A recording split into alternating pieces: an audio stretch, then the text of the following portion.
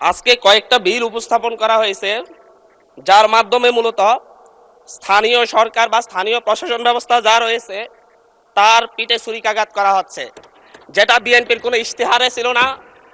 আমাদের ট্রেজারি বেঞ্চে যারা আছেন তাদের কোনো ইশতেহারে ছিল না।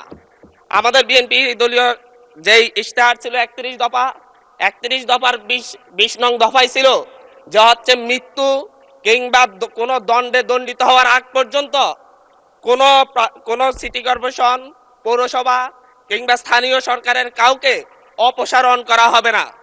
আমি বলছি বিএনপির এই 31 দফা 20 নং দফা কি বিএনপি ভুলে গিয়েছে, নাকি মেজরিটি পাওয়ার, আলটিমেট মেজরিটি পাওয়ার মধ্য দিয়ে তারা আসলে আরেকটা আওয়ামী লীগ হয়ে ওঠার চেষ্টা করতেছে?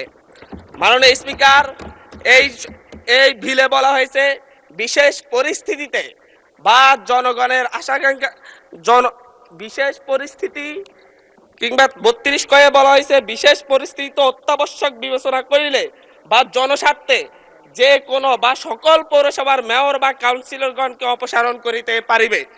এই জায়গায় আমি বলতে চাচ্ছি মাননীয় স্পিকার, বিশেষ পরিস্থিতি বলতে কোনটি? আমাদের যে অধ্যাদেশ জারি করা হয়েছে সেই অধ্যাদেশ মূলত প্যাসিবাদের বিরুদ্ধে। যখন বাংলাদেশে একটি সফল গণঅভ্যুত্থান হয়েছে, সেই গণঅভ্যুত্থানের মধ্য দিয়ে যখন যারা ভোট চুরি করে স্থানীয় সরকারের বিভিন্ন প্রশাসনের চেয়ার দখল করে রেখেছে তাদেরকে অপসারণ করার জন্য এই আইনটি, এই অধ্যাদেশটি জারি করা হয়েছিল। বিএনপি কি বর্তমান সরকার কি বিশেষ পরিস্থিতিতে বলতে আগামীতে বিএনপি যেই পথে হাঁটছে সেই পথে আরেকটা অভ্যুত্থানের আশঙ্কা করতেছে কিনা, যে আর মধ্য দিয়ে মূলত আবার বিএনপি দলীয় চেয়ার জবরদখলকারী যত যে প্রার্থীরা থাকবে তাদেরকে অপসারণ করার জন্য এই আইন করা হচ্ছে কিনা? আমি জানি না আসলে বিশেষ পরিস্থিতি বলতে কোন বিশেষ পরিস্থিতিকে বোঝানো হচ্ছে এই আইনে।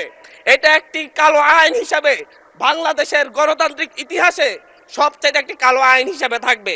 আমি জিজ্ঞাসা করতে চাচ্ছি মাননীয় মন্ত্রীকে, বিশেষ পরিস্থিতি বলতে কি তার দলীয় এজেন্ডা বাস্তবায়ন না করলে তাদেরকে অপসারণ করা হবে, নাকি হচ্ছে দখলদারিত্ব না মানলে অপসারণ করা হবে, নাকি অবৈধ সুবিধা না দিলে অপসারণ করা হবে? এটা কোন সময়ে কোন বিশেষ পরিস্থিতিতে অপসারণ করা হবে তার সুনির্দিষ্ট কোনো ব্যাখ্যা নেই। এর মধ্য দিয়ে মূলত স্থানীয় নির্বাচন এবং গণতন্ত্রের ফিটে ছুরিকাঘাত করা হচ্ছে। মাননীয় স্পিকার, এখানে বলা হচ্ছে উপযুক্ত ব্যক্তি যদি বিশেষ পরিস্থিতিতে সরকার এই ক্ষেত্রে নিয়োগও করতে পারবে। এই আইনের অন্যান্য বিধান কিংবা আপাতত বলবৎ অন্য কোনো আইন যাহা কিছুই থাকুক না কেন, সরকার বিশেষ পরিস্থিতিতে অত্যাবশ্যক বিবেচনা করিলে জনস্বার্থে কোনো পৌরসভা উহার কার্যাবলী সম্পাদনের উদ্দেশ্যে একজন উপযুক্ত ব্যক্তি বা প্রজাতন্ত্রের কর্মে নিযুক্ত উপযুক্ত কর্মকর্তাকে পরবর্তী আদেশ না দেওয়া পর্যন্ত প্রশাসক নিয়োগ করিতে পারিবে। উপযুক্ত ব্যক্তি বলতে কি হচ্ছে দলীয় কোনো নেতা কিংবা লাঠিয়াল হবে, নাকি হচ্ছে কোনো মন্ত্রী এমপির সন্তান হলেই হবে? এটা উপযুক্ত ব্যক্তি বলতে কাকে বোঝানো হচ্ছে তা কিন্তু আমরা বুঝতে পারছি না মাননীয় স্পিকার। মাননীয় স্পিকার, এর মধ্য দিয়ে নির্বাচিত প্রতিনিধিদেরকে সরিয়ে অনির্বাচিত শুধু মামা খালুর জোরেই বিভিন্ন প্রশাসনে, বিভিন্ন পৌরসভা মেয়র কিংবা কাউন্সিলর পদে কিংবা সিটি কর্পোরেশনের মেয়র কাউন্সিলর পদে দলীয় নেতাদেরকে বসানোর একটি ফাইতারা করা হচ্ছে। মাননীয় স্পিকার, আমরা কোনো কথা বলতে গেলেই আমরা দেখি যে হচ্ছে বিভিন্ন সময় যখন হচ্ছে আওয়ামী সংসদ ছিল, পেশিবাদের সংসদ ছিল, তখন স্বজন হারানোর বেদনা উঠে আসতো মাননীয় স্পিকার।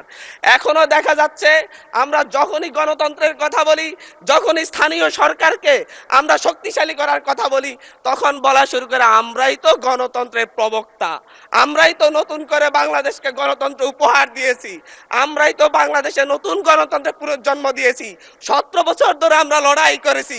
17 বছর ধরে লড়াই করেছেন বলে বাংলাদেশের গণতন্ত্রকে আবার গলা টিপে হত্যা করার সুযোগ নেই। আবার মাগুরা নির্বাচনের মতো আজকে বগুড়ার নির্বাচন এবং শেরপুর নির্বাচনের কারচুপি দেখেছি আমরা মাননীয় স্পিকার। আমরা যখনই ফেসবুকে ঢুকি, আমরা যখনই দেখি যে বিভিন্ন সংবাদ মাধ্যমে ধানের শীষে ছাপ্পা সিল মারা হচ্ছে মাননীয় স্পিকার। আজকে 2024-এর 2024-এর এমন রক্তক্ষয়ী সংঘাতের পরে আজকে যখন একটা উপনির্বাচন এবং একটা স্থগিত হওয়া নির্বাচন হতে যাচ্ছে, তখন আমরা দেখছি বিরোধী দলীয় এজেন্টদেরকে ঘাট ধাক্কা দিয়ে বের করে দেওয়া হচ্ছে, কেন্দ্রের ভিতর ঢুকে এজেন্টদেরকে আহত করা হচ্ছে এবং ছোট ছোট বাচ্চাদেরকে লাইনে দাঁড় করা, স্কুলের বাচ্চাদেরকে লাইনে দাঁড় করে ভোট দিতে দেওয়া হচ্ছে। এর চাইতে নির্লজ্জতা আর কি আছে মাননীয় স্পিকার? এর মধ্য দিয়ে মূলত আরেকবার বাংলাদেশকে সংকটে ফেলা হচ্ছে। একটা বিষয় হচ্ছে, আমাদের যে ট্রেজারি বেঞ্চ রয়েছেন, ওই ট্রেজারি বেঞ্চের নেতারা বারবার বাংলাদেশের গণতন্ত্রকে হত্যা করার চেষ্টা কিন্তু করেছেন, কিন্তু ওনারা ব্যর্থ হয়েছেন, আওয়ামী লীগের মতো সফল হন নাই। 1994 সালের মাগুরার নির্বাচনের মধ্য দিয়ে ওনারা চেষ্টা করেছিলেন একতরফা নির্বাচন করে টিকে থাকতে। 1996 সালে একতরফা একটা নির্বাচন করেছিলেন, 12 দিনের মাথায় জনগণের চাপে সরকার থেকে পদত্যাগ করে তত্ত্বাবধায়ক সরকার ব্যবস্থা দিতে হয়েছিল। আবার 2006 সালে এসে বিচারপতির 2 বছর মেয়াদ বাড়িয়ে তারপর আবার ক্ষমতায় থাকার বন্দি করেছিলেন, কিন্তু বাংলাদেশের জনগণ সেই সুযোগ দেয় নাই। চুরি করা যায়, কিন্তু চুরি করে সেটা আর হজম করা যায় না, যেটা আওয়ামী লীগ করেছে মাননীয় স্পিকার। ঠিক একইভাবে 2024 সালে এসে এখন 2026 সালে এসে এখন আবার চুরির ধান্দায় নেমেছে। এবং চুরি করে আমি আবারও বলছি, বিএনপি যতই চেষ্টা করুক আওয়ামী লীগ আর হইতে পারবে না মাননীয় স্পিকার। মাননীয় স্পিকার, আমরা ভোটাধিকার নিয়ে কথা বলবো, আমরা ঘুমের অধ্যাদেশ নিয়ে যখন কথা বলি যে হচ্ছে ঘুমের অধ্যাদেশ কেন বাতিল করা হচ্ছে, তখন ট্রেজারি বেঞ্চের মন্ত্রী দাঁড়ায় বলে আমাদের স্বরাষ্ট্রমন্ত্রী অনেকদিন ঘুমছিলেন, আমরা কি ঘুমের বেদনা বুঝি না? আমাদের মাননীয় প্রধানমন্ত্রী এতদিন নির্যাতন ছিলেন, আমরা কি বুঝি না ঘুমের বেদনা? শেখ হাসিনার মতো স্বজন হারানোর বেদনা এত বেশি বুঝেন, কিন্তু ছায়াই ঘুমের অধ্যাদেশ, ঘুমের তদন্ত করতে হলেই আপনাদের সরকারি কর্মচারীর বিরুদ্ধে তদন্ত করতে হলে সরকারেরই অনুমতি লাগবে, সেই আইন করে যাচ্ছেন। আবার বলতেছেন যে হচ্ছে সরকারি কোনো গোপনীয়তার জন্য কাউকে গুম করা হলে সেটা গুম হিসেবে যেন বিবেচনা করা না হয়। এটা তো দ্বিচারিতা ছাড়া আর কিছু না মাননীয় স্পিকার। মাননীয় স্পিকার, মানবাধিকার কমিশন অধ্যাদেশ বাতিল করে দিয়ে আবার সেই শেখ হাসিনার 2009 সালের প্রয়োগ করা আইনে তারা ফিরে যাচ্ছে। শেখ হাসিনা খারাপ, আওয়ামী লীগ খারাপ, সবকিছুই খারাপ, কিন্তু আওয়ামী লীগ ক্ষমতায় থাকার জন্য আওয়ামী লীগের যত বিধান আছে, নিয়ম নীতি আছে, সবগুলাই আজকে কি ভালো হয়ে যাচ্ছে মাননীয় স্পিকার। কিন্তু অভ্যুত্থান পরবর্তী যে মানবাধিকার অধ্যাদেশ, যেটাকে সকলেই গ্রহণ করেছে, সেই অধ্যাদেশকে তারা বাতিল করে ফায়ে ছুঁড়ে ফেলে দিয়ে মূলত জাতির সাথে প্রতারণা করছে মাননীয় স্পিকার। মাননীয় স্পিকার, এই জায়গায় আজকে সুপ্রিম কোর্ট সচিবালয় অধ্যাদেশ বাতিল করে দিয়েছে। আমাদের মাননীয় প্রধানমন্ত্রী তারেক রহমান সাহেবের ওনার একটা ফেসবুক পোস্টেই উনি উল্লেখ করেছেন সুপ্রিম কোর্টের জন্য আলাদা সচিবালয় করা হবে এবং সুপ্রিম কোর্টকে বিচারালয়কে স্বাধীনতা দেওয়া হবে। আজকে আইসা বলতেছে সুপ্রিম কোর্ট সচিবালয়ের কোনো দরকারই নেই, কোনো প্রয়োজনীয়তা নাই। এখন যদি বলি যে হচ্ছে আমরা বিচার বিভাগের স্বাধীনতা চাই, 28 জন বিচারককে শোকজ করা হয়েছে তাদের অভ্যন্তরীণ মেসেঞ্জার গ্রুপে শুধু আলাপ আলোচনা করার কারণে। বলি যদি আমরা বিচার বিভাগের স্বাধীনতা চাই, তাহলে আমাদেরকে বলবে মেজর শহীদ প্রেসিডেন্ট জিয়াউর রহমানই তো বিচার বিভাগকে স্বাধীনতা দিয়ে গিয়েছেন।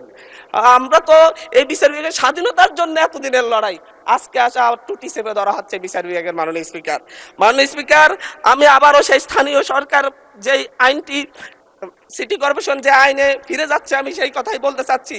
আমরা 2012-13 সালে আওয়ামী লীগ যখন হচ্ছে সিটি কর্পোরেশন নির্বাচন দিয়েছিল, সেই নির্বাচনে 5টি নির্বাচনে বিএনপি দলীয় বা হচ্ছে 20 দলীয় জোটের প্রার্থীরা বিজয় হয়েছিল। বিএনপি আওয়ামী লীগ কারচুপি করতে পারে নাই, কিন্তু পরবর্তীতে সেই নির্বাচিত মেয়রদেরকে অপসারণ করে আওয়ামী লীগ তাদের দলীয় এবং হচ্ছে বিভিন্ন প্রশাসক বসিয়েছিল। মাননীয় স্পিকার, দীর্ঘদিন ধরে ট্রেজারি বেঞ্চের মেয়র আরিফ, তৎকালীন সিলেটের মেয়র ছিলেন আমাদের বর্তমান এমপি সিলেটের আরিফ ভাই, ছিলেন হচ্ছে আব্দুল মান্নান, প্রফেসর আব্দুল মান্নান সাহেব। প্রত্যেককে তাদেরকে গাজীপুরে ছিলেন, তাদের প্রত্যেককেই তাদের চেয়ারে বসতে দেওয়া হয় নাই।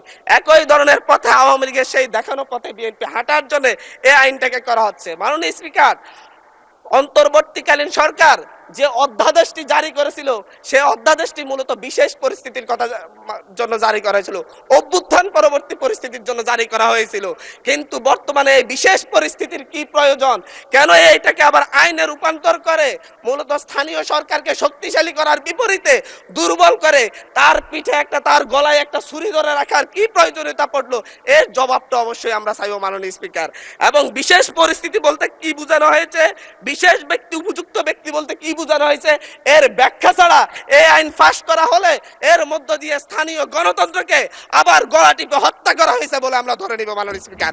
ধন্যবাদ মাননীয় স্পিকার।